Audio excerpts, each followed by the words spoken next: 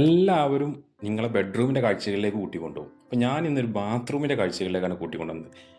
ബെഡ്റൂമിൽ അത്ര തന്നെ ഇമ്പോർട്ടൻ്റ് ആണ് ബാത്റൂം ഏരിയ, അതിൽ പ്ലംബിങ്, അതിൽ ഉപയോഗിച്ചിരിക്കുന്ന മെറ്റീരിയലൊക്കെ. അപ്പോൾ ഇതൊരു 2.6 by 1.8 വിഡ്ത്ത് വരുന്ന ഒരു ബാത്റൂമാണ്. ജിപ്സം സീലിംഗ് ആണ് പ്രൊവൈഡ് ചെയ്തിട്ടുള്ളത്. സീലിങ്ങിൻ്റെ ഇവിടെ ഒരു വോയിഡ് പ്രൊവൈഡ് ചെയ്തിട്ടുണ്ട്, അതിൻ്റെ അകത്തൊരു കോബിലേറ്റും പ്രൊവൈഡ് ചെയ്തിട്ടുണ്ട്. തീം ക്രിയേറ്റ് ചെയ്യുക എന്നുള്ളതാണ്. മിററിലേക്ക് വന്നു കഴിഞ്ഞാൽ മിററിൻ്റെ ബാക്കിലാണ് LED പ്രൊവൈഡ് ചെയ്തിട്ടുള്ളത്. വാൾ മൗണ്ട് ആയിട്ടുള്ള പൈപ്പാണ് കൊടുത്തിട്ടുള്ളത്. കൗണ്ടർ ടൈപ്പ് വാഷ് ബേസിനാണ്. ഓക്കെ, ഇനി WCൻ്റെ കാര്യം പറയുകയാണെന്നുണ്ടെങ്കിൽ വാൾ ഹാങ്ങിങ് ടൈപ്പ് WC പ്രൊവൈഡ് ചെയ്തിട്ടുണ്ട്. ഈ ഒരു ഏരിയക്ക് മാത്രമായിട്ടൊരു ബ്ലാക്ക് തീമിൽ വരുന്ന ടൈല് പ്രൊവൈഡ് ചെയ്തിട്ടുണ്ട്. ഇതാണ് നമ്മൾ ഷവർ ഏരിയ. അപ്പോൾ ഈ ഷവറിൽ നമ്മൾ കൊടുത്തിട്ടുള്ള ലീനിയർ ടൈപ്പ് ഡ്രെയിനാണ് കൊടുത്തിട്ടുള്ളത്. അതിൻ്റെ മുകളിൽ ടൈല് വരുന്നുണ്ട്. അപ്പോൾ ഇത്തരത്തിലുള്ള ഇത് കൊടുക്കുമ്പോൾ ബാത്റൂമുകൾക്ക് അതിനായിട്ടുള്ള ഭംഗി കിട്ടുന്നതാണ്.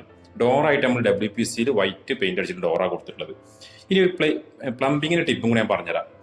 നമ്മൾ ഡ്രോയിങ്ങൾ ചെയ്യുമ്പോൾ അല്ലെങ്കിൽ പ്ലംബിങ് ചെയ്യുമ്പോൾ എപ്പോഴും പൈപ്പുകളെല്ലാം ഒരു വാളിൽ കൊടുത്തു കഴിഞ്ഞാൽ ഒരുപാട് നിങ്ങൾക്ക് പൈപ്പിൻ്റെ ഉപയോഗം കുറഞ്ഞു കിട്ടും.